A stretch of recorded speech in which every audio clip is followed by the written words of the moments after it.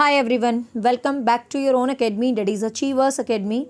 I am your friend, your guider Nisha Sharma. कैसे हैं आप? I hope you guys are good.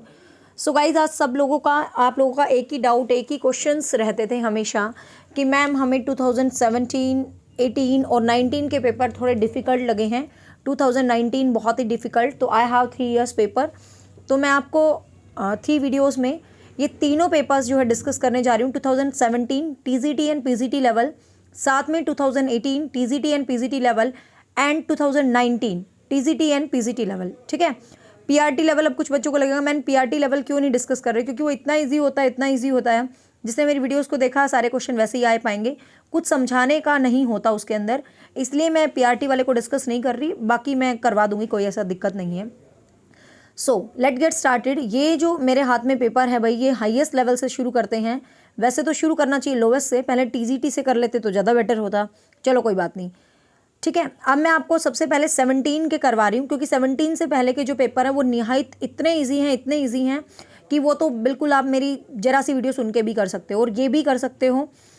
30 में से you will find 26-27 questions from videos, और 2-3 क्वेश्चंस की कभी भी गारंटी नहीं होती. तो भाई बच्चे ऐसे ही करते हैं, 98% आता उसके पीछे नहीं जाते, 2% के पीछे पड़े रहते हैं. तो प्लीज़ 2% के पीछे मत पड़ना, 98% के पीछे जाना. So let get started. ठीक है. फर्स्ट क्वेश्चन है, इट्स अ लेवल पीजीटी. ध्यान रखना, ये पोस्ट ग्रेजुएट लेवल है. 2017, 18, 19 दोनों करवाऊंगी, डोंट वरी. फर्स्ट क्वेश्चन है, ब्रॉन फ्रेंड ब्रेनर के अनुसार बच्चे के macro system. I have discuss Bronfenbrenner very well. उसके 5 जो सिस्टम्स होते हैं, तो मैक्रो सिस्टम जो लास्ट सेकंड वन था जो अपना, इसने पूछा है कि उसके अंदर क्या नहीं होता. तो कल्चर, रूल्स, मूल्य, वैल्यूज सब कुछ होते हैं, विद्यालय नहीं होता, क्योंकि विद्यालय is a part of micro system. तो आंसर रहेगा 2. नेक्स्ट है, एक वांछनीय लक्ष्य के प्रत्येक छोटे कण, एक वांछनीय लक्ष्य के प्रत्येक, English medium side by side visible है, so not a big issue. एक वांछनीय लक्ष्य के प्रत्येक छोटे चरण की प्रगति को तब तक पुनर्बलन प्रदान करना जब तक पूरी तरह से सीख ना जाए. देखो मतलब कई क्वेश्चंस होते हैं ऐसे. अब बच्चे कहेंगे जी ये तो डिस्कस नहीं हुआ, ये कॉमन सेंस है. आप लोग इतनी साइकोलॉजी पढ़ चुके, चीज़ों को समझना. ये कह रहा है कि किसी भी चीज़ को हम reinforcing small each steps progress करना है. तो desire the goal until the learn, जब तक हम उस चीज़ को क्या नहीं सीख जाएं, उसका प्रतिरूपण, संकेतन, श्रृंखला बनता. तो आपको पता है कि किसी भी चीज़ को जब छोटे छोटे टुकड़ों से बड़ी बड़ी चीज़ों की तरफ ले जाता है तो उसको शेपिंग किया जाता है. ठीक है, उसको क्या किया जाता है, शेपिंग किया जाता है. तो इसका आंसर रहेगा शेपिंग. नेक्स्ट है, पूर्व अनुभव पर आधारित नियंत्रण से प्रेय वह व्यक्ति किसी स्वयं के बारे में अनुमान लगाए कि समस्त प्रयास असफल होंगे, ऐसा क्या कहा जा सकता है. ध्यान से देखो, स्टेटमेंट को समझना, बिल्कुल कुछ भी नहीं करना, जस्ट अंडरस्टैंड द स्टेटमेंट. कि एक बंदा है वो ये एक्सपेक्टेशंस कर रहा है कि जो भी मेरी प्रीवियस ईयर्स हैं जो भी हैं, मतलब everything is lack of control, all efforts are vain. कि होते नहीं है कुछ बंदे कि यार मैंने इतना सीख लिया, मुझे तो लग रहा है मुझे कुछ भी नहीं आता, ये है वो है, मतलब ऐसी फीलिंग अपना लेते. तो क्या है, अब ये डिप्रेशन तो है नहीं. जो क्वेश्चन समझ नहीं आए उसको ऑप्शन एलिमिनेट करके देखो. डिप्रेशन लग रहा है, नहीं भाई, ये एक नेगेटिव एटीट्यूड बिल्कुल हो सकता है, no doubt it may be negative attitude. But ध्यान से देखो, मानिया होता किस चीज़ को बेहद पसंद करना, मानिया नहीं है, डिप्रेशन नहीं है. 2 ऑप्शन हमारे एलिमिनेट हो गए. ऑप्शन बचा 2 और 3. अब सीखी हुई निसहायता और मतलब हेल्पलेसनेस. अब ध्यान से देखो, ये क्या कह रहा है कि जो एक्सपीरियंस, जो अनुमान मैंने सिखाए हैं, समस्त प्रयास असफल होंगे, मतलब जो मैंने सीखे समस्त मतलब असफल होंगे. तो सीधा सीधा सा ऑप्शन है, ये उसकी नेगेटिव एटीट्यूड नहीं है, ये उसकी लर्निंग की जो लर्निंग है वो हेल्पलेस है, मतलब वो निसहायता है, मतलब उसने ढंग से लर्निंग को नहीं किया है. तो आंसर रहेगा इसका 2. क्वेश्चंस को बिल्कुल क्लासेस को सुनो और कॉमन सेंस पे आंसर दो. नेक्स्ट क्वेश्चन है, PECS शिक्षण विधि का प्रयोग किया जाता है. ये जो PECS शिक्षण विधि होता है, इसका मतलब होता है पिक्चर, मतलब इसकी फुल फॉर्म में लिखवा देती हूँ, एग्जाम में पूछी जा सकती है नेक्स्ट एग्जाम में. Picture exchange, EXCHANG, picture exchange communication system.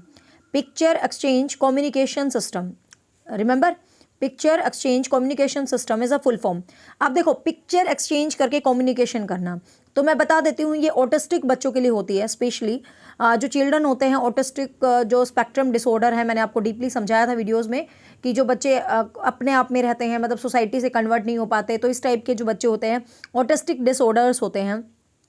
और जो कम्युनिकेट इम्पेयरमेंट होते हैं, जो अच्छे तरीके से, देखो कुछ भी है, कोई कमी है आपके अंदर, तभी तो पिक्चर एक्सचेंज कम्युनिकेशन सिस्टम कर रहे हैं ना, तो दोनों के लिए ही इक्वल इंपॉर्टेंस है ये, ठीक है। मेजर यदि एक ऑप्शन हो, मान लो A and B option given नहीं होता तो आप एक आंसर करते तो ऑटिज्म कर देते, ठीक है, बट दो हैं, दैट्स वाई हम दोनों ऑप्शंस के साथ ही जाएंगे। नेक्स्ट क्वेश्चन वेरी इजी, क्रम निर्धारण की योग्यता किस चरण की विशेषता है? सीक्वेंस अरेंज करना, तो सीरीज अरेंज करना, तो we have many time discussed, it's the option of मूर्त संक्रियात्मक अवस्था ऑफ जीन प्याजे। तो ये जीन प्याजे की कंक्रीट ऑपरेशनल स्टेज है जिसमें बच्चा क्लासीफाई कर लेता है, कंजर्वेशन कर लेता है, सीरियल्स कर लेता है, और उत्क्रमण मतलब पलटावी चीज़ों को एक्सचेंज कर लेता है, ठीक है ना। निम्न में से कौन सा पारस्परिक रेसिप्रोकल टीचिंग का स्टेटमेंट नहीं है? अब रेसिप्रोकल टीचिंग का मतलब क्या होता है कि जैसे कि मैंने आपको कुछ सिखाया, ठीक है, आपने मुझे कुछ सिखाया, तो दिस इज कौन रेसिप्रोकल टीचिंग। तो क्वेश्चनिंग इसका क्या नहीं है? तो क्वेश्चनिंग पूछना होता है भाई, क्लैरिफाई करना भी होता है, अनुमान भी लगाते हो, तो इनमें से कोई नहीं। अब कोई बच्चे सोचेंगे इनमें से कोई नहीं, नहीं का नहीं आंसर कैसे हो गया? पूछा कौन सा तत्व नहीं है। जब क्वेश्चन आए कि विच वन इज नॉट, तो कौन सा नहीं है, तो क्वेश्चन पूछना नहीं है, स्पष्ट करना भाई ये तो है, तो बचा ये ही, तो यही नहीं है, ठीक है ना। नेक्स्ट, एक अच्छा लड़की लड़का होने का संकेत, वेरी वेरी इजी, ये किस में है भाई? तो ये जो है कोहलबर्ग की, आपको पता है जो कन्वेंशनल कोहलबर्ग की, pre conventional, conventional and post conventional. Pre conventional में दो चीज़ें हैं, मतलब पनिशमेंट एंड डिसओबीडियंस, यहाँ पर साधन सापेक्षता, यांत्रिक अभिमुखता, और यहाँ पर था be good boy and good girl, और यहाँ पर था अपना जो लॉ एंड रूल्स थे वो थे, और लास्ट वाले में आपको पता ही है सामाजिक जो कनेक्टिविटी है और यूनिवर्सल डेवलपमेंट थ्योरी है। तो ये चीज़ कोहलबर्ग के सेकंड लेवल में आता है, थर्ड स्टेज में, तो आंसर आएगा भाई बी, मतलब सेकंड आंसर है। नेक्स्ट है, आप हर दिन सुबह अपने माता पिता का अभिवादन करते हैं, आपका बच्चा आपको देखकर यह व्यवहार सीख जाता है, यह उदाहरण है। बहुत बहुत अच्छा इजी सा क्वेश्चन है, ध्यान से देखो। ऑपरेंट कंडीशनिंग, क्लासिकल कंडीशनिंग, अंतर्ज्ञान, कोई भैया इनसाइट दिमाग नहीं लग रहा, कोई ऑपरेंट और क्लासिकल कंडीशनिंग थ्योरी नहीं लग रही। आप सुबह उठ रहे हो, ठीक है, आपके बच्चे हैं आपके सामने, देख रहे हैं कि मेरे मम्मी डैडी सुबह उठ के रेस्पेक्ट कर रहे हैं, तो डेफिनेटली वो ऑब्जर्व कर रहे हैं। It's Albert Bandura's observational theory, Albert Bandura कहते हैं कि बच्चे देखकर सीखते हैं, this is the same thing. तो आंसर आएगा 1। मैं गारंटी के साथ कह रही हूँ, जिन्होंने मेरी फ्री वीडियोस भी और जिन्होंने मेरा पेड कोर्स लिया उनकी तो 100% गारंटी है। एक भी क्वेश्चन पेड कोर्स से, 2 क्वेश्चंस की मैं कभी गारंटी नहीं लेती भाई, कभी नहीं लूँगी 2 क्वेश्चंस की, 2 या 3 क्वेश्चंस की, लेकिन 27-26 क्वेश्चंस की गारंटी मैं ले लूँगी टीजीटी में, और पीजीटी में 25 क्वेश्चन की मैं गारंटी ले लूँगी, मेरी क्लास के अंदर से मिलेंगे, और 2-3 क्वेश्चन की गारंटी नहीं होती कभी भी, और कुछ महान बच्चे बस उनके पीछे पड़ जाते हैं। रेस्ट 98 को बेस्ट करो, सक्सेस होना है तो। निम्न में से किस अवस्था के दौरान बच्चे वस्तु स्थिरता को बताते हैं? तो ऑब्जेक्ट परमानेंसी मैंने आपको काफ़ी बार डिस्कस किया हुआ है। जो ऑब्जेक्ट परमानेंसी होती है, तो बच्चे में जो ऑब्जेक्ट परमानेंसी होती है वो किस में होती है? Sensory motor stage. Object permanency का क्या मतलब होता है कि बच्चे की अब सोच बन जाती है कि ये चीज़, जैसे कि मान ले एक टॉय है मेरे बच्चे के पास, ये मेरा बच्चा है और ये टॉय है, अब इस टॉय को उठा के मैंने छुपा दिया, तो बच्चे का माइंड सेट है कि यहाँ पर एक चीज़ थी और उसको मैं ढूंढूंगा पर्दे के पीछे, that is called object permanence. तो ये सेंसोरी मोटर स्टेज के अंदर होती है, एंड सेंसोरी मोटर स्टेज की ओपनिंग होती है तो ऑब्जेक्ट परमानेंसी नहीं होती, बाद में आती है, ठीक है, जब लास्ट होता है इसका, जो 1.5 साल से 2 साल वाला टाइम है। नेक्स्ट है लाइफ स्पेस। लाइफ स्पेस, ये तो क्वेश्चन हर बार ही आता है, कर्ट लेविन ने दिया है, लेविन के द्वारा गिवन है भाई लाइफ स्पेस की जो संरचना है। नेक्स्ट है, एक परिस्थिति में सीखे गए अमूर्त ज्ञान का भिन्न परिस्थितियों में उपयोग करना क्या कहलाता है? एक परिस्थिति में सीखे गए अमूर्त ज्ञान, अब यहाँ पर क्वेश्चन को थोड़ा सा ध्यान से समझना बच्चे, ये कह रहा है एक अब्स्ट्रैक्ट नॉलेज है, मतलब आपने कुछ अब्स्ट्रैक्ट नॉलेज सीख रही है, हमने काफ़ी ट्रांसफर ऑफ लर्निंग किए हैं, लेकिन मान लो हमारा वाला ऑप्शन नहीं है, तो ध्यान से देखो, नेगेटिव ट्रांसफर नहीं है ना ये, क्योंकि ये कह रहा है कि एक अब्स्ट्रैक्ट थिंकिंग है, उसका आगे परिस्थिति में प्रयोग करें, तो it's not a negative learning, तो एलिमिनेट कर दिया। फिर इसको छोड़ देते हैं, अभी हमें नहीं पता, ठीक है। शून्य ट्रांसफर, जीरो ट्रांसफर तो है ही नहीं है, क्योंकि ट्रांसफर तो हो रहा है, इनमें से कोई नहीं हो ही नहीं सकता, क्योंकि ट्रांसफर है, कोई ना कोई तो होगा। अब ध्यान से देखो, उच्च पथ स्थानांतरण, हाई रोड लर्निंग ट्रांसफर, वैसे तो ये अमूर्त ज्ञान का विभिन्न परिस्थितियों में is the kind of high level, क्योंकि देखो हम जो भी ट्रांसफर ऑफ लर्निंग पढ़ते हैं सिंपल पढ़ते हैं, इस ज्ञान को इसमें ट्रांसफर, इसको इसमें ट्रांसफर, इसमें हमने कहीं नहीं पढ़ा अब्स्ट्रैक्ट, तो ये डिफरेंट है। You can add on this कि हाई रोड ट्रांसफर आएगा तब जब अब्स्ट्रैक्ट ज्ञान की बात हो रही हो, ठीक है, तो आंसर रहेगा इसका 2। नेक्स्ट है, सहयोगी अधिगम जो है स्टैंड करता है, जो STAD जो अधिगम है, तो इसकी फुल फॉर्म आपसे पूछी गई है, what the full form of this particular, तो इसका मतलब होता है स्टूडेंट टीम अचीवमेंट डिवीजन। ठीक है, student team achievement division is the full form of this particular. Next है, कंडीशनिंग के द्वारा एक तटस्थ उद्दीपक में एक पुनर्बलक की शक्ति आ जाती है, इसे क्या कहा जाता है? ध्यान से देखिए, अच्छा क्वेश्चन है ये काफ़ी। रीइंफोर्समेंट हम कर चुके हैं, अब ये कह रहा है कंडीशनिंग के द्वारा, through the conditioning is a natural stimulus acquire the power of reinforcer. कौन सा पुनर्बलक होता है? ध्यान से देखो, प्राइमरी रीइंफोर्स क्या होते हैं? जब हम खुद को खुद रीइंफोर्स होते हैं, मुझे खाना खाना कुछ भी करना, I am just reinforce from my self. तो यहाँ पर ये खुद कह रहा है कि कंडीशनिंग के द्वारा एक तटस्थ उद्दीपक में, मतलब एक बंदा है, आराम से है, एक न्यूट्रल है, उसके अंदर कोई पावर आ जाती है, तो उसके अंदर वो खुद से तो पावर आ रही नहीं, तो मतलब प्राइमरी तो हो नहीं सकता।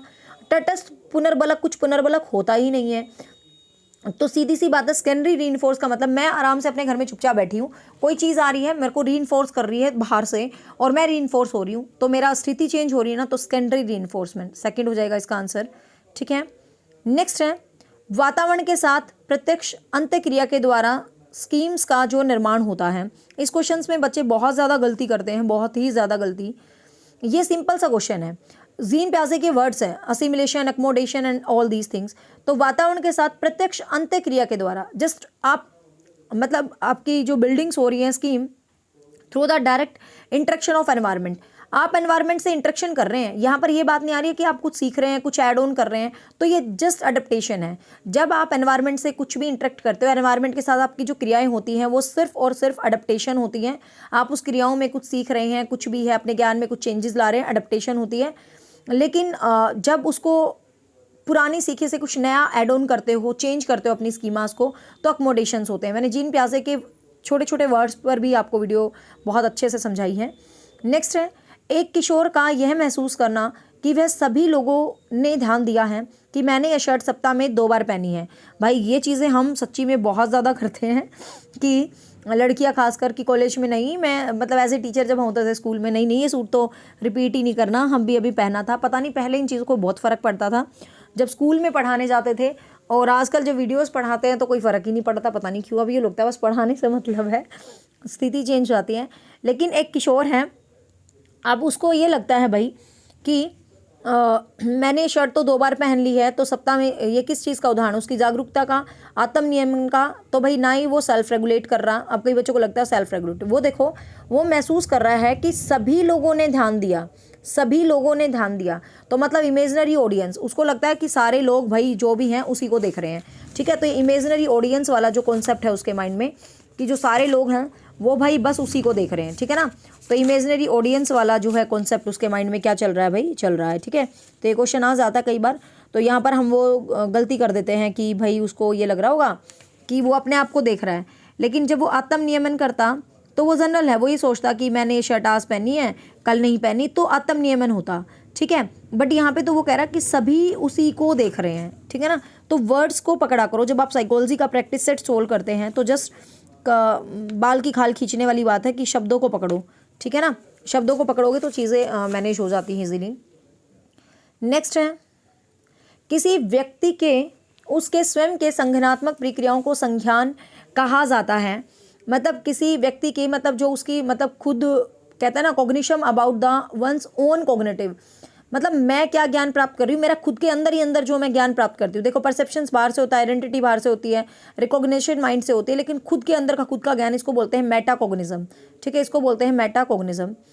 अगला है, आपने किसी कक्षा में विद्यार्थियों को प्रगति के आकलन के लिए साप्ताहिक क्विज, ये तो बहुत ही आसान क्वेश्चन, हम इतनी बार इसको डिस्कस कर चुके हैं। रीइंफोर्स में मैंने पूरा डीप समझा रखा है ये कितनी बार, मतलब आप साप्ताहिक क्विज बच्चों को देते हैं, शेड्यूल करते हैं, तो साप्ताहिक मतलब आपने फिक्स्ड कर दिया। ये तो मतलब क्वेश्चन देखने की जरूरत ही नहीं है, 1 वीक 1 मंथ 1 वीक में से फिक्स्ड इंटरवल। ठीक है, तो आपने क्या कर दिया भाई, स्थिर कर दिया, तो ये फिक्स्ड है बिल्कुल। यह दृष्टिकोण कि बच्चे स्वयं निर्देशन हेतु स्वयं के साथ वार्तालाप करते हैं, कि बच्चे खुद को निर्देशित करने के लिए खुद के साथ ही वार्तालाप करते हैं, ये बात किसने जो है दी है, ये स्टेटमेंट किसके द्वारा दी गई है? बच्चे स्वयं निर्देशन। अब देखो यहाँ पर बात आ रही है निर्देशन, सेल्फ गाइडेंस, और गाइडेंस की बात वाइगोत्स्की के द्वारा की गई है। गाइडेंस है, हेल्प है, सलाह है, तो वाइगोत्स्की है। नकारात्मक रीइंफोर्स के संदर्भ में कौन सा कथन सत्य नहीं है? Which is not the right statement of negative reinforcement. अब नेगेटिव रीइंफोर्समेंट है, मैंने बहुत डीप रीइंफोर्समेंट का चैप्टर आपको करवा रखा जिसमें सारे क्वेश्चंस आ चुके हैं। तो यह वांछनीय व्यवहार को बढ़ाता है, नहीं। हाँ, ये कहता कौन सा कथन सत्य नहीं है, बिल्कुल भैया हमारे बिहेवियर को, कई बच्चों को लगता है नेगेटिव रीइंफोर्समेंट मतलब उल्टा सीधा बोला, no no no. Negative reinforcements आपके जो एटमॉस्फेयर है उसमें जो नेगेटिविटी है उनको दूर करके आपको आगे बढ़ाना। लाइक आपके रूम में बहुत गर्मी है तो गर्मी को हटाकर आपको पढ़ाना, that is called negative reinforcement. तो वांछनीय व्यवहार को बढ़ाता है, बिल्कुल बढ़ाता है। ये दंड के समान नहीं है, बिल्कुल नहीं है। यह कभी भी वांछनीय व्यवहार को नहीं बढ़ाता, भाई गलत है स्टेटमेंट, ये बढ़ाता है हमारे बिहेवियर को, ठीक है ना। तो सी ही इसका राइट आंसर हो गया। नेक्स्ट है, दो विद्यार्थी ए बी एक बुद्धि परीक्षण में प्रशासित हैं। ए का IQ 60 पाया गया जबकि बी का IQ 30 पाया गया है।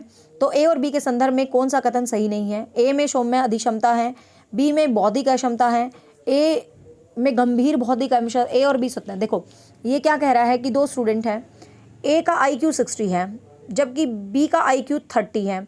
तो ए और बी के संदर्भ में कौन सा कथन सही नहीं है? इसने पूछा विच इज़ नॉट राइट स्टेटमेंट। तो ए में सौम्य बौद्धिक अक्षमता है, भाई इसका ये मतलब तो नहीं है IQ कम है या ज़्यादा तो अक्षमता है, अक्षमता थोड़ा ना। ए में गंभीर अक्षमता है, ए में सौम्य बौद्धिक, एक मिनट इधर देखते हैं। A has a mild intellectual disability, ठीक है। B has a severe intellectual disability, A has a severe intellectual disability. देखिए ए में मतलब माइल्ड इंटेलेक्चुअल है, ठीक है, मतलब ये इंटेलेक्चुअली ठीक है, मतलब इसमें बौद्धिक क्षमता है। ए में सौम्य बौद्धिक अक्षमता है, ठीक है, ये कहना चाहता है, बट बौद्धिक अक्षमता नहीं है। अच्छा ठीक है, इसने पूछा कौन सा नहीं है, तो भाई ये तो है और ये भी है। ए में बौद्धिक अक्षमता है, एक सेकेंड भैया, I am just little bit confuse, I make you understand. हाँ देखिए ये कहता है ए में बौद्धिक अक्षमता है, नहीं है भाई, क्योंकि ये तो एक का तो IQ अच्छा है, लेकिन ध्यान से देखो, थोड़ा सा ध्यान से, इन दोनों का IQ नॉर्मल से कम है, 90 से कम है ना, 30 से 60 है, मतलब दोनों ही क्या है, असक्षम है, 90 से 60 है। तो इसलिए ए और बी दोनों ही कथन क्या है भाई, सत्य हैं, क्योंकि इसमें भी अक्षमता है और इसमें भी अक्षमता है, ठीक है। ए में गंभीर बौद्धिक अक्षमता है, लेकिन ये सत्य नहीं है, क्योंकि देखो ए का IQ 60 है ना, तो गंभीर रूप से वो असक्षम नहीं है। बी गंभीर रूप से है क्योंकि 30 है, वो तो जड़ के बराबर है। तो ए और बी दोनों ही राइट हैं, तो 4 आएगा इसका आंसर, ठीक है। नेक्स्ट है, पठन अक्षमता के लिए प्रयोग किया जाने वाला वेरी वेरी इजी क्वेश्चन हम रट चुके हैं। डिस्लेक्सिया होता है, डिस्ग्राफिया लेखन का होता है, डिस्कैलकुलिया मैथमेटिक्स होता है, और डिस्प्रेक्सिया जो आपका बॉडी काइनेस्टिक्स से रिलेटेड होता है, ठीक है ना। प्याजे के अनुसार सहयोग की नैतिकता का विकास होता है। जीन प्याजे के अकॉर्डिंग हम जो मोरल डेवलपमेंट हमने किया है, तो 9 से 10 साल का जो बच्चा होता है वो इस सहयोग वाले जो है पॉइंट पर जाता है। नेक्स्ट है, पहले आप वह कीजिए, इसके बाद पहले आप यह कीजिए जो मैं आपसे चाहता हूँ, फिर आप वह कर सकते हैं आप चाहते हैं। स्टिक व्याख्या है तैयारी की, अभ्यास की, निरंतरता की। तो ये स्टिक व्याख्या है प्रीमेक सिद्धांत की। प्रीमेक सिद्धांत क्या कहता है, गिव एंड टेक, कि भाई पहले तुम मेरा काम कर दो फिर मैं आपका काम कर दूंगा। जैसे कोहलबर्ग का स्टेप है ना, कोहलबर्ग का स्टेज है वो वाला, ऑब्जेक्ट वाला, सेकंड वाला, सेम उसी तरीके से। लैंगिक जेंडर कंसेंट्री का जो विकास का प्रथम चरण होता है, जो जेंडर लेबलिंग मतलब जेंडर कंस्टेंट, जेंडर स्टेबिलिटी, तो लैंगिक जो स्थायित्व होता है उसका जो प्रथम चरण होता है लैंगिक वो जो जेंडर लेबलिंग होता है। बुद्धि का द्विकारक सिद्धांत तो एवरीबडी नोज, एज स्पीयरमैन ने दिया है भाई, थ्रस्टर ने दिया है समूह कारक, बीने ने दिया है यूनिफैक्टर थ्योरी, और प्याजे ने दिया है अपना कॉग्निटिव डेवलपमेंट। वह फेज जहां पर बच्चा उपयुक्त सहायता एवं सहयोग दिए जाने पर किसी कार्य में क्षमता प्राप्त कर लेता है, वह फेज क्या कहलाता है? Very very important and easy question, कि वह फेज जहां बच्चा उपयुक्त सहायता और सहयोग दिए जाने पर कार्य में दक्षता प्राप्त कर लेता है। तो ये मैं बहुत डीप समझा चुकी हूँ वाइगोस की। यहाँ बच्चा है, यहाँ उसको सहायता दी जा रही है और वो दक्ष हो जाता है, तो ये जो फील्ड बनता है इसको बोलते हैं समीपस्थ विकास क्षेत्र, zone of proximal development. Very easy है, सहायता वायता जहाँ पाजाई वाइगोस की मिलेगा। अधिगम अक्षमता का वर्ड सैमुअल डिसेबिलिटीज़ जो इंट्रोड्यूस की थी, ये सैमुअल क्रिक ने इंट्रोड्यूस की थी भाई। डिसेबिलिटीज़ का जो कॉन्सेप्ट है ये सैमुअल क्रिक ने जो है इंट्रोड्यूस किया था, मैंने लिखवाया भी है आपको क्लास में डिसेबिलिटी शुरू करने से पहले। एक पीड़ादायक उद्दीपक का प्रयोग किया जाता है। एक पीड़ादायक मतलब एक एप्लीकेशन ऑफ एडवर्स स्टिमुलस, जो पीड़ादायक उद्दीपक होते हैं, तो तो वो दंड होते हैं, पुरस्कार होते हैं। पीड़ादायक उद्दीपक का मतलब जो चीज़ें आपको पीड़ा देती हैं और उनको हम रीइंफोर्स कर रहे हैं, तो definitely it's a negative reinforce. क्योंकि नेगेटिव इन्फोर्समेंट में क्या है, जो चीज़ आपको प्रॉब्लम दे रही है, पीड़ा दे रही है, नुकसान दे रही है, हम उनको रिमूव करके आगे बढ़ रहे हैं, तो डेट इज़ नेगेटिव रीइंफोर्समेंट। क्योंकि स्टिमुलस वर्ड भी यूज़ हुआ ना, खाली पीड़ा होती तो दंड हो जाता, बट स्टिमुलस है भाई, तो मतलब आगे भी बढ़ रहा, तो रीइंफोर्स हो गया वो। एक विद्यार्थी कक्षा में प्रथम आने के लिए कड़ी मेहनत करता है, उसकी मेहनत के पीछे जो अभिप्रेरणा है। अब ध्यान से देखो, कक्षा में प्रथम आने के लिए मेहनत कर रहा है, वो कक्षा में अपनी क्लास में कक्षा में प्रथम आना चाह रहा है एक विद्यार्थी, तो उसकी मेहनत के पीछे है बाह्य, आंतरिक, शून्य अभिप्रेरणा। देखो वो कक्षा में प्रथम आना, तो ये चीज़ इंटरनल होती है कि भाई मुझे क्लास में फर्स्ट आना है, तो ये हमेशा आंतरिक होती है। इस टाइप से कोई भी स्टेटमेंट हो ना कि मैं कुछ करना चाहता हूँ, कुछ बनना चाहता हूँ, ये करना चाहता हूँ, मेरी अकेडमी का नाम हो जाए, दैट ये इंटरनल होती हैं। कोई बाहरी सोर्स नहीं है जो मुझे ये कह रहा है कि निशा तू बहुत अच्छा पढ़ा, तेरी अकेडमी का नाम हो जाएगा। नो, ये मेरी इंटरनली मोटिवेशंस है, ठीक है ना। वे नियम जो बताते हैं कि किसी संस्कृति विशेष में प्रभावी संप्रेषण हेतु कब और कैसे भाषा का प्रयोग करना होता है, तो ये चीज़ क्या कहलाते हैं, तो जो भाषा का प्रयोग करना होता है बच्चे, उसको बोलते हैं प्रैग्मेटिक, ठीक है। जो भाषा का प्रयोग होता है दैट इज प्रैग्मेटिक। फोनेटिक्स होती है भाषा की छोटी यूनिट जो ध्वनिज होती हैं। सीमेंटिक होता है जब भाषा को सिस्टमैटिक रूप से जो है दिखाया जाता है, ठीक है, वो चीज़ क्या होती है, सीमेंटिक। तो ये था अपना टीजीटी पेपर 2000 पीजीटी पेपर 2017। अब हम इसी के साथ इसी वीडियो में डिस्कस कर लेते हैं अपना टीजीटी का पेपर, टीजीटी पेपर 2017। हमने डिस्कस किया है पीजीटी का लेवल 3, अब हम डिस्कस कर रहे हैं लेवल 2 2017, देन 18, देन 19, ठीक है। 2017 बड़ा आसान सा पेपर आया था भाई। निम्न में से कौन सा बाल्यकाल का नाम नहीं है, प्रारंभिक विद्यालयायु, सफूर्ती अवस्था, गिरोह से पहले की अवस्था और गिरोह की बाद की अवस्था। तो निम्न में से कौन सा बाल्यकाल का अन्य नाम नहीं है, विच इज़ नॉट द नाम ऑफ चाइल्डहुड। बाल्यकाल का नाम नहीं है, तो एलिमेंट्री स्कूल एज होता है भाई, बिल्कुल। कौन सा बाल्यकाल का नाम नहीं है, ठीक है। स्मार्ट एज होती है, pre gang as, gang as. अब ध्यान से देखो, यहाँ पे इसने दो ऑप्शन डाल के कंफ्यूज कर दिया, एक तो गैंग एज, एक प्री गैंग एज। होती तो है बाल्यावस्था में, लेकिन यहाँ पर इसने बाल्यावस्था डाला है, इसका मतलब बाल्यावस्था जब पूछा गया है तो पूरी बाल्यावस्था की बात आ रही है, और प्री गैंग एज होती है प्री चाइल्डहुड की, तो इसलिए ऑप्शन इसका थर्ड ही जाएगा। नेक्स्ट है मंगोलिज्म। मंगोलिज्म में मानसिक मंदतापूर्ण बच्चों में बुद्धि का प्रसार क्या होता है भाई, तो मानसिक जो मंदतापूर्ण है मंगोलिज्म, इनका है 20 to 25, ठीक है। ये बिल्कुल जड़ बुद्धि टाइप ही होते हैं। नेक्स्ट है, निम्न में से कौन सा विकल्प समाजीकरण की प्रक्रिया के अंतर्गत नहीं आता, which is not the part of socialization. अब देखो समाजीकरण का पार्ट कौन सा नहीं होता, सामाजिक रूप से सम्मत तौर तरीकों को व्यवहार करना, सामाजिक रूप से भूमिकाएं करना। देख सीधी सी बात है भाई, सामाजिक बात पूछ रखी, तीनों ऑप्शन में सामाजिक है। जो सेल्फ सेंटर्ड होता है वो बंदा सामाजिक नहीं होता, तो आंसर रहेगा क्या, 4, ठीक है। आंसर रहेगा क्या, 4 रहेगा। तो इस चीज़ को मतलब सिंपल आप ध्यान रखना। नेक्स्ट क्वेश्चन है, बुद्धि का एक प्रकार का साधारणतः नर्तक, एथलीट, सर्जन। आपको पता है एक बंदा नर्तक है, एथलीट है, सर्जन है, तो ये बॉडी काइनेस्थेटिक होता है। अकॉर्डिंग टू हार्वर्ड गार्डनर की जो 9 इंटेलिजेंस है उसमें से बॉडी काइनेस्थेटिक इंटेलिजेंस जो है ये होती है। निम्न में से कौन सा संवेगात्मक बुद्धि का तत्व नहीं है, which is not the part of emotional intelligence. तो इमोशनल इंटेलिजेंस सेल्फ मोटिवेटेड भी होता है, एम्पैथी भी होती है और हैंडलिंग रिलेशंस भी होती है, लेकिन एक तरह से आप कुछ काम कर रहे हो हार्ड वर्क करके, तो this is not the part of emotions. Everybody knows this is not the part of emotions, तो ये भाई इमोशन का कोई पार्ट नहीं होता। नेक्स्ट है, एक विद्यार्थी खुद के द्वारा दिए जाने वाले शब्दों जैसे बाघ, कुत्ता, शेर, तेंदुआ, मांसाहारी, मतलब वो खुद एक बार सीख रहा है कि ऐसे कर रहा है, ऐसे कर रहा है, ऐसे कर रहा है, तो वह किस प्रकार के सीखने का उदाहरण होता है। तो भाई इसको बोलते हैं, जो बच्चा ऐसे सीखता है ना कि ये मैंने बताया भी था आपको लर्निंग में कि एक टाइप की चीज़ों से फिर उसी का पूरा एक ही डिस्क्रिप्शन मान लेता है, तो इसको बोलते हैं हम सुपर ऑर्डिनेट लर्निंग, ठीक है। इसको बोलते हैं महाकोटि सीखना, सुपर ऑर्डिनेट लर्निंग। ये मैंने आपको लर्निंग के लास्ट में बता रखा है।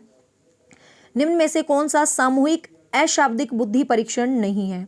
क्वेश्चन इज सामूहिक अशाब्दिक मतलब इंटेलिजेंस परीक्षण है, हमने किए थे व्यक्तिगत और सामूहिक, फिर यहाँ पर वर्बल और नॉन वर्बल, वर्बल और नॉन वर्बल, ठीक है। वीडियो देख लेना भाई, जिन्होंने वीडियोस देखी हैं वो तो बहुत इजीली आंसर्स कर पा रहे होंगे, जिन्होंने मेरी वीडियोस देखी हैं। जिन्होंने नहीं देखी वो कंफ्यूज होंगे, तो first go with the videos.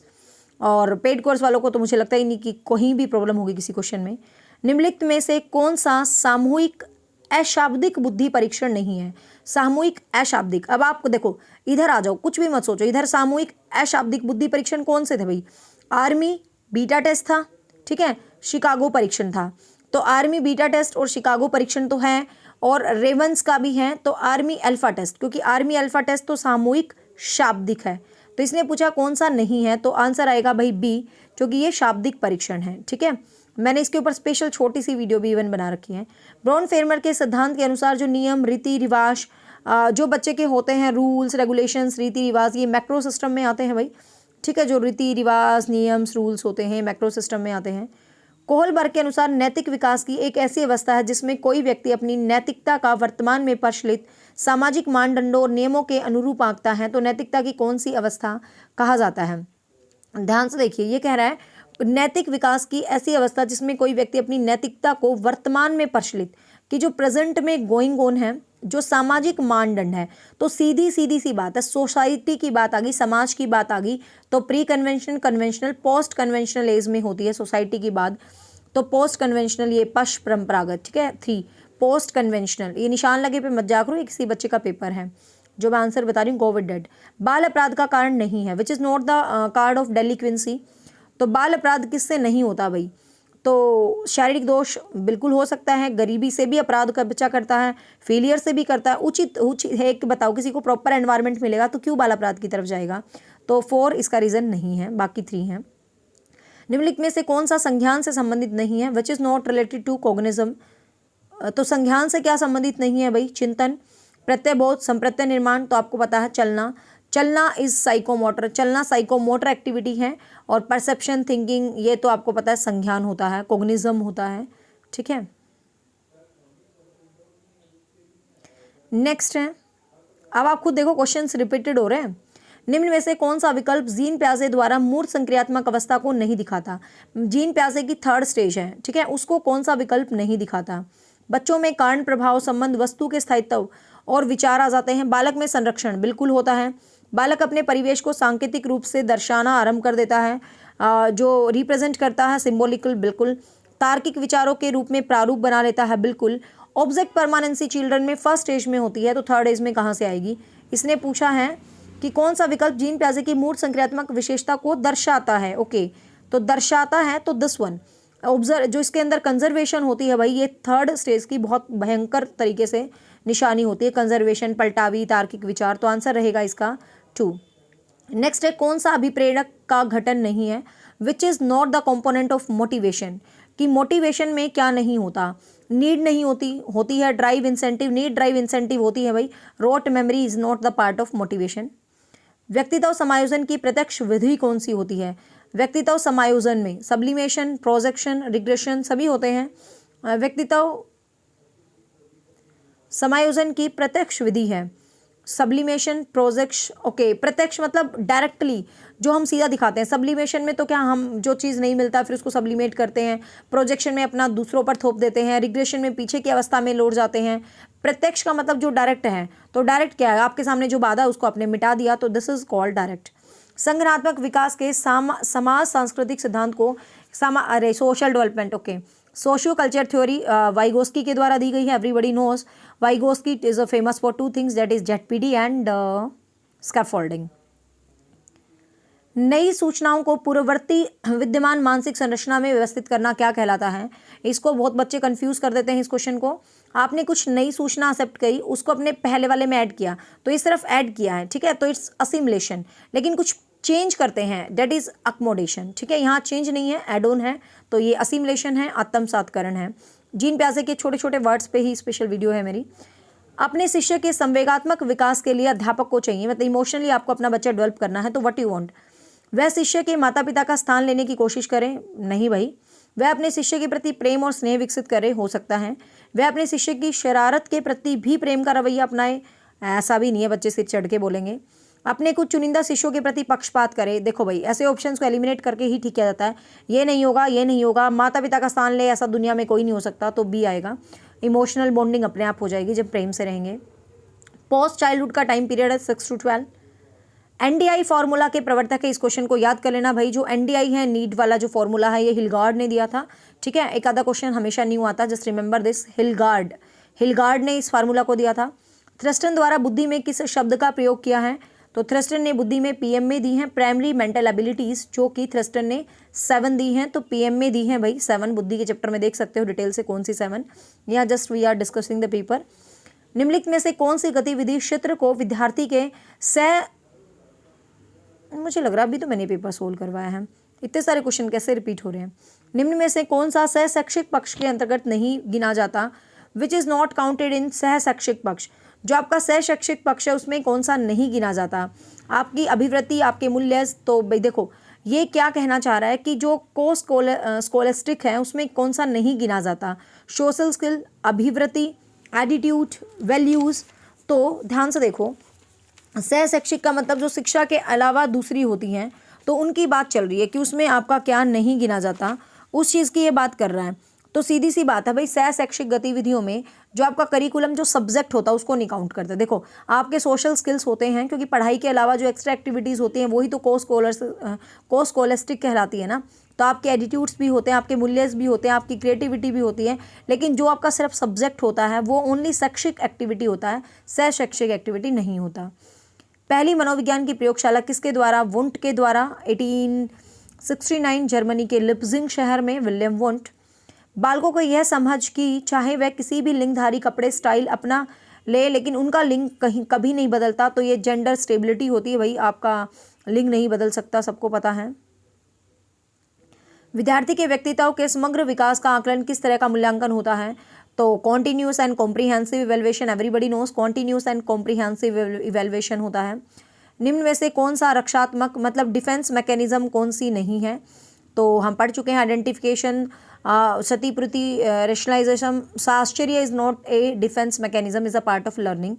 Association is part of learning, not the defence mechanism. ठीक है, ये समायोजन वाले चैप्टर में हमने डीप से पढ़ा है। दृष्टि से ओझल हो जाने के बाद मस्तिष्क से ओझल हो जाना किस विकासात्मक अवस्था की निशानी है? दृष्टि से ओझल हो गया तो मस्तिष्क से भी ओझल हो जाना, तो सेंसोरी मोटर, जो कि देखो छोटा सा बच्चा होता है, उसके सामने कोई चीज़ है, सेंसोरी मोटर की जब स्टार्टिंग होती है तो उसके सामने से मतलब उसके सामने चीज़ है, 10 मिनट बाद वो भूल जाएगा कि मेरे सामने कुछ था। तो मतलब ऑब्जेक्ट परमानेंसी नहीं आती इसी एज में, और ऑब्जेक्ट परमानेंसी आ जाती है इसी एज में। इसी एज के स्टार्टिंग में ऑब्जेक्ट परमानेंसी नहीं होती और बाद में आ जाती है। ठीक है, तो संवेदी इसी अवस्था में है कि बच्चे के सामने कोई चीज़ है, आपने उसको उठा लिया तो बच्चा सोचेगा पता नहीं क्या था, और इसी एज के एंड में, संवेदी पेशी एज के एंड में ऑब्जेक्ट परमानेंसी आ जाती है। अधिगम का वह प्रकार जिसमें विद्यार्थी दी गई अधिगम सामग्री की सहायता से नए विचार या नए नियम को जानते हुए सीखने का प्रयास करता है या करते हैं, उसको क्या कहा जाता है? अधिगम का वह प्रकार जिसमें शिक्षा विद्यार्थी दी गई अधिगम सामग्री की सहायता से, मतलब उसको कुछ दे रखा है, नए विचार और नए नियम को जानता है। तो देखो दी गई अधिगम सामग्री से कुछ नया निकाल रहा है, तो रटकर सीख रहा नहीं, मीनिंगफुल सीख रहा हो सकता है, अभिग्रहण, रिसेप्शन लर्निंग, अन्वेषण, डिस्कवरी लर्निंग। देखो इसमें क्या है, नए नियम को निकाल रहा है, कुछ नया आप करते हो तो ये डिस्कवर होता है, अन्वेषण लर्निंग होती है। नेक्स्ट है, निम्नलिखित में से कौन सा टेलर द्वारा सृजनात्मकता का चौथा स्तर है? तो भाई IA टेलर ने क्रिएटिविटी के 5 लेवल दिए हैं, जो मैं आपको क्रिएटिविटी में करवा चुकी हूँ। सबसे जो पहला स्किल था that is only expressive level, आप एक्सप्रेस कर रहे हो, देन प्रोडक्टिव लेवल, देन आपका इन्वेंटिव लेवल, देन इनोवेटिव। तो innovative level is a 4th level. ठीक है, और लास्ट वाला था अपना लास्ट प्रोडक्टिव लेवल। निम्नलिखित में से कौन सा किशोर अवस्था के अन्य नाम नहीं है? Which is not the another name of किशोर अवस्था के अन्य नाम नहीं है? बाल्यावस्था और प्रौढ़ावस्था के बीच का संधिकाल बिल्कुल होता है, नहीं भाई। ये कह रहा है कौन सा किशोर अवस्था के अन्य नाम नहीं है? बाल्यावस्था, transitional period of childhood and adulthood. ठीक है, है। प्रॉब्लम एज है, संघर्ष और तूफान के एज है, स्मार्ट एज नहीं है, क्योंकि स्मार्ट एज बोला जाता है चाइल्डहुड को। ठीक है, अच्छे समायोजन की विशेषता है, आपके अंदर टॉलरेंस होना चाहिए, सेल्फ रिस्पेक्ट, संवेगात्मक अस्थिरता, तो अच्छे समायोजन है भाई, टॉलरेंस, सहनशीलता।